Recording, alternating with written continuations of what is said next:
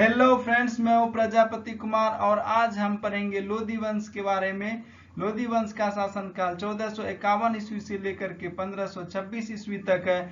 यह दिल्ली सल्तनत का अंतिम वंश है और जानेंगे लोधी वंश के बारे में। उसके बाद हम मल्टीपल चॉइस क्वेश्चन भी करेंगे। इससे पहले हमने गुलाम वंश, खिलजी वंश, तुगलक वंश, सैयद वंश भी कवर किया। आप उसको हमारे प्लेलिस्ट में जाकर के विजिट करें, देखें। और आज हम कर रहे हैं लोधी वंश, तो चलिए करते हैं आज लोधी वंश।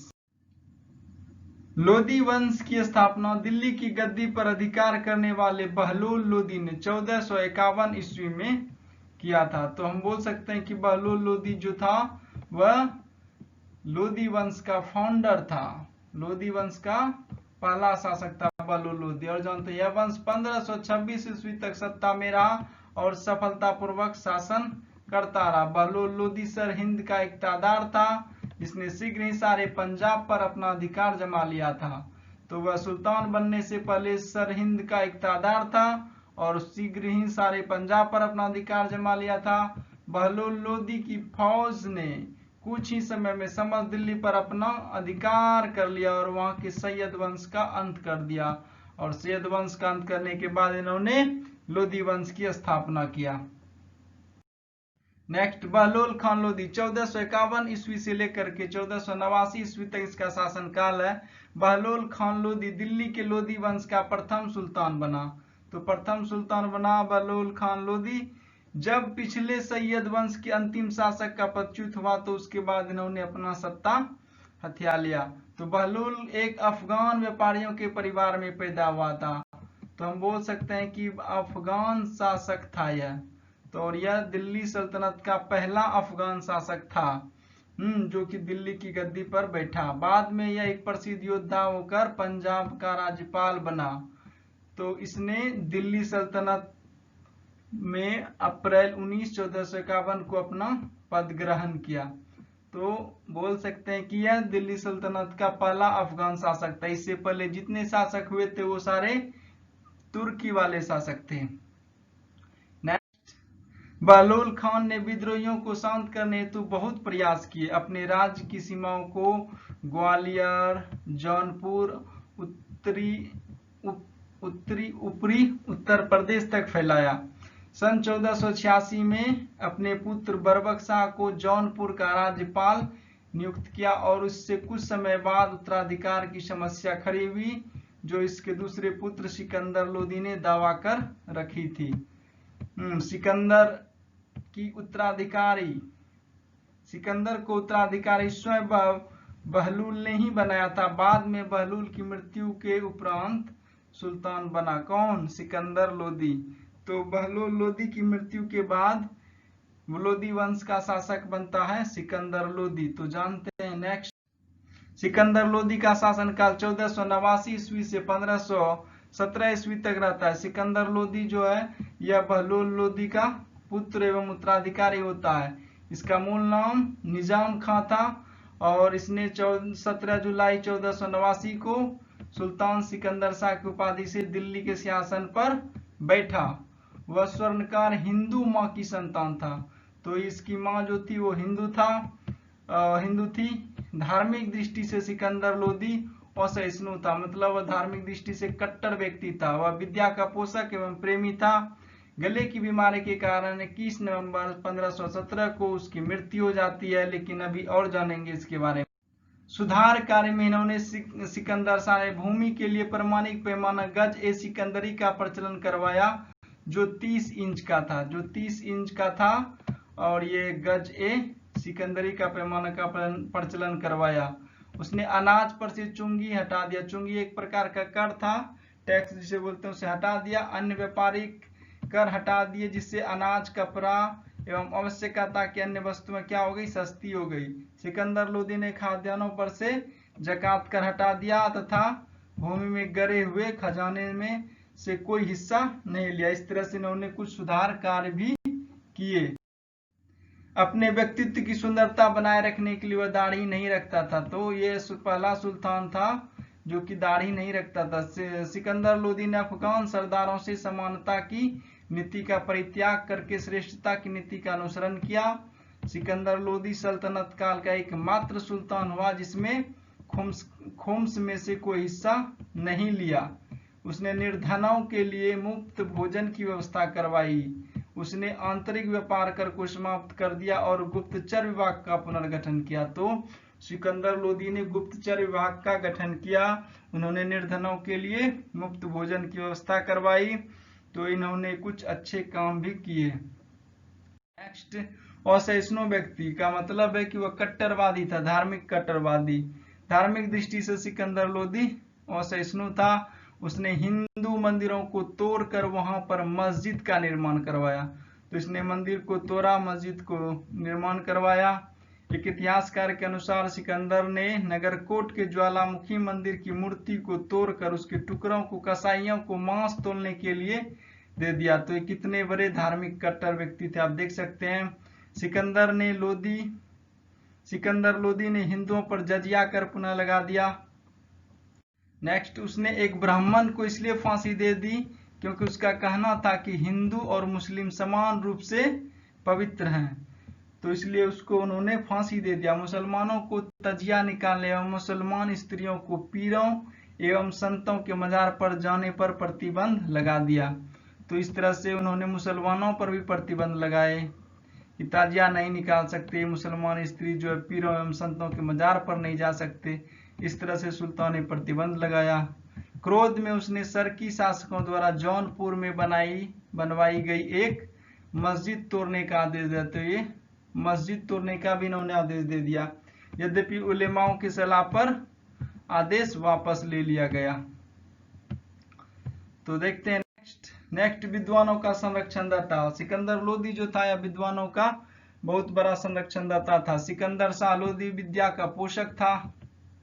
वह विद्वानों और दार्शनिकों को बड़े बड़े अनुदान देता था। इसीलिए उसके दरबार में अरब, ईरान सहित विभिन्न जातियों और देशों के सुसंस्कृत विद्वान पहुंचते थे। तो इनके दरबार में अरब और ईरान से विद्वान आया करते थे और यह विद्वानों का बहुत बड़ा संरक्षण दाता था। सुल्तान के प्रयत्नों में से कई संस्कृत ग्रंथ फारसी भाषा में अनुवादित हुए। उसके आदेश पर संस्कृत के एक आयुर्वेद ग्रंथ का फारसी में फरहंगे सिकंदरी के नाम से अनुवाद हुआ। तो संस्कृत के आयुर्वेद ग्रंथ को फारसी में अनुवाद किया, जिसका नाम रखा फरहंगे सिकंदरी के नाम से अनुवाद हुआ। उसका उपनाम गुलरुखी था। इस उपनाम से वह कविताएं लिखा करता था। उसने संगीत के ग्रंथ लज्जत ए सिकंदर शाही की रचना की। तो विद्वानों का संरक्षण दाता था, ये बहुत अच्छा इन्होंने कहा। सिकंदर शाह लोदी स्वयं भी शिक्षित और विद्वान था। शिक्षित था और विद्वान था। विद्वानों का संरक्षण देने के कारण उसका दरबार विद्वानों का केंद्र स्थल बन गया था। प्रत्येक रात्रि को 70 विद्वान उनके पलंग के नीचे बैठ करके विभिन्न प्रकार की चर्चाएं किया करते थे। उसने मस्जिदों को सरकारी संस्थाओं का स्वरूप प्रदान करके उन्हें शिक्षा का केंद्र बनाने का प्रयत्न किया। मुस्लिम शिक्षा में सुधार करने के लिए उन्होंने तुलंबा के विद्वान शेख अब्दुल्ला और शेख अजलुल्लाह को बुलाया था। उसके शासनकाल में हिंदू भी बड़ी संख्या में फारसी सीखने लगे थे और उन्हें उच्च पदों पर रखा गया था। तो ये था सिकंदर शाह लोदी का विद्वानों का संरक्षण। जीवन के अंतिम समय में सुल्तान सिकंदर शाह के गले में बीमारी से 1517 ईस्वी में नवंबर 1517 में उनकी मृत्यु हो गई। आधुनिक इतिहासकार सिकंदर लोदी को लोदी वंश का सबसे सफल शासक मानते हैं। सिकंदर लोदी कहता था कि यदि अपने एक गुलाम को भी पालकी में बिठा दूं तो मेरे आदेश पर मेरे सभी सरदार उसे अपने कंधों पर उठाकर ले जाएंगे। सिकंदर लोदी प्रथम सुल्तान था जिसने आगरा को अपनी राजधानी बनाया था। तो ये क्वेश्चन इंपॉर्टेंट है कि कौन सा सुल्तान ने आगरा को अपनी राजधानी बनाया था। तो सिकंदर लोदी ने निष्पक्ष न्याय के लिए मियां भुआ को नियुक्त किया था। निष्पक्ष न्याय के लिए सुल्तान शहनाई सुनने का शौकीन था। तो ये सारे इंपॉर्टेंट पॉइंट था कि इन्होंने राजधानी आगरा को बनाया, न्याय के लिए मियां भुआ को नियुक्त किया और शहनाई सुनने के लिए ये शौकीन थे। तो इम्पोर्टेंट था ये सब। इब्राहिम लोदी 1517 ईस्वी से लेकर के 1526 ईस्वी तक इसका कार्यकाल रहता है। यह लोदी वंश का अंतिम शासक होता है तथा इसके साथ ही दिल्ली सल्तनत का भी अंतिम शासक होता है। सिकंदर शाह लोदी के मरने के बाद अमीरों ने आम सहमति से उसके पुत्र इब्राहिम लोदी 1517 से 1526 ईस्वी और 1517 को आगरा के सिंहासन पर बिठाया। अपने शासनकाल के शुरू में उसने राजपूत से ग्वालियर छीन लिया, परंतु उसने अफगान सरदारों को कड़े नियंत्रण में रखने की जो नीति अपनाई, उनके साथ जिस प्रकार का कठोर व्यवहार किया गया, उससे वे उसके विरोधी बन गए। इब्राहिम लोदी दिल्ली का अंतिम सुल्तान था। 21 अप्रैल 1526 को पानीपत के मैदान में इब्राहिम लोदी की हत्या कर दी गई। लेकिन अभी और जानेंगे इसके बारे में। पराजय व मृत्यु। इब्राहिम के असंतुष्ट सरदारों में से पंजाब का शासक दौलत खां था। पंजाब का कौन शासक? दौलत खां। और इब्राहिम लोदी के चाचा आलम खां ने काबुल के तैमूर वंशी शासक बाबर को भारत पर आक्रमण करने के लिए निमंत्रित कर दिया। बाबर ने यह निमंत्रण स्वीकार कर लिया और वह भारत आया। 21 अप्रैल 1526 को पानीपत के मैदान में इब्राहिम लोदी और बाबर के मध्य में एक भयानक संघर्ष हुआ, जिसमें लोदी बुरी तरह से हार हुई और उसकी हत्या कर दी गई। इब्राहिम लोदी की सबसे बड़ी दुर्बलता उसकी हठी स्वभाव था। उसके समय की प्रमुख विशेषता उसका अपने सरदारों से संघर्ष था। इब्राहिम की मृत्यु के साथ ही वह दिल्ली सल्तनत समाप्त हो गई और बाबर ने भारत में एक नवीन वंश मुगल वंश की स्थापना की। तो यहाँ पर इब्राहिम लोदी पराजित हो जाता है इसमें पानीपत की लड़ाई में, और यहाँ से लोदी वंश समाप्त हो जाता है। नेक्स्ट, विद्वानों का विचार है कि फरिश्ता के अनुसार वह मृत्यु पर्यंत लड़ा और एक सैनिक की भांति मारा गया। नियामतुल्लाह का विचार है कि सुल्तान इब्राहिम लोदी के अतिरिक्त भारत का कोई अन्य सुल्तान युद्ध स्थल में नहीं मारा गया। तो यह पहला सुल्तान था जो कि युद्ध स्थल में लड़ते हुए मारा गया। तो इसके साथ ही लोदी वंश खत्म हो जाता है, दिल्ली सल्तनत भी खत्म हो जाता है। इसके बाद शुरू होता है मुगल वंश। तो लगाते हैं कुछ मल्टीपल चॉइस क्वेश्चन। लोदी वंश का संस्थापक कौन था? सिकंदर लोदी, बहलोल लोदी, इब्राहिम लोदी, दौलत खां लोदी। तो लोदी वंश का संस्थापक था बहलोल लोदी। नेक्स्ट, लोदी वंश की स्थापना किस वर्ष हुई थी? 1451, 1526, 1722, 1433 ईस्वी में। तो लोदी वंश की स्थापना 1451 ईस्वी में हुआ था। दिल्ली पर प्रथम अफगान शासक की स्थापना का श्रेय किसे दिया जाता है? सिकंदर लोदी, बहलोल लोदी, इब्राहिम लोदी, दौलत खां लोदी। तो दिल्ली पर प्रथम अफगान शासक की स्थापना बहलोल लोदी को दिया जाता है। सिकंदर लोदी ने आगरा नगर की स्थापना किस वर्ष करवाई थी? 1504, 1523, 1509, 1506। तो सिकंदर लोदी ने 1504 ईस्वी में आगरा शहर की स्थापना करवाई थी। भूमि मापने के लिए गजे सिकंदरी का प्रचलन किसने किया था? सिकंदर लोदी, इब्राहिम लोदी, दौलत खां लोदी, बहलोल लोदी। तो भूमि मापन के लिए गजे सिकंदरी का प्रचलन किया था सिकंदर लोदी। नेक्स्ट, पानीपत का प्रथम युद्ध कब हुआ था? 21 अप्रैल 1527, 21 अप्रैल 1526, 21 मार्च 1522, 21 अगस्त 1533। तो पानीपत का प्रथम युद्ध हुआ था 21 अप्रैल 1526 को। ये क्वेश्चन समझ में दिख नहीं रहा है। नेक्स्ट क्वेश्चन लगाते हैं। सिकंदर लोदी के संदर्भ में निम्नलिखित कथनों में से कौन सा कथन असत्य है? सिकंदर लोदी, उसने अनाज पर से चुंगी हटा दी थी। हाँ, तो ये सही, उसने हटा दी थी। उसने गज सिकंदरी का निर्माण किया। हाँ, उसने गज सिकंदरी का निर्माण किया। लगान हेतु सूचियां बनवाई जो शेरशाह के समय तक प्रयोग में हुआ। ये भी सही है। उसने हिंदुओं पर जजिया नहीं लगाया। नहीं, उसने हिंदुओं पर जजिया लगाया। तो ये कथन गलत है। तो आंसर होगा डी।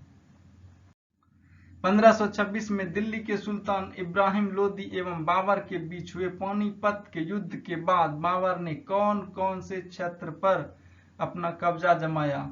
दिल्ली और पंजाब, दिल्ली और आगरा, काबुल और पंजाब, केवल दिल्ली।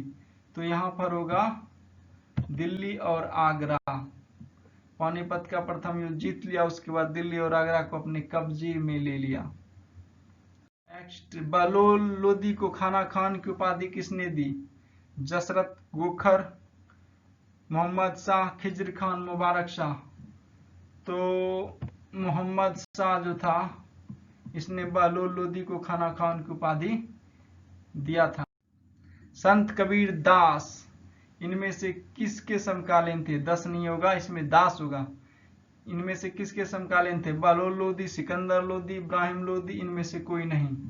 तो संत कबीर जो थे, कबीर वाणी जो आप लोग सुनते हैं, यह सिकंदर लोदी के समकालीन था संत कबीर दास। तो thanks for watching. Like share and subscribe my channel. आपको अच्छा लगा तो लाइक करिए। और इससे पहले हमने बताया कि बहुत सारे हमने हिस्ट्री के क्वेश्चन डाले हैं। हमारे चैनल को विजिट करते रहिए, देखते रहिए। दिल्ली सल्तनत आज हमने पूरी तरह से कवर कर दिया। अगर आपने नहीं देखा है तो गुलाम वंश से शुरू करिए, लोदी वंश तक जाकर के हमारे प्लेलिस्ट में देखिए। Thanks for watching.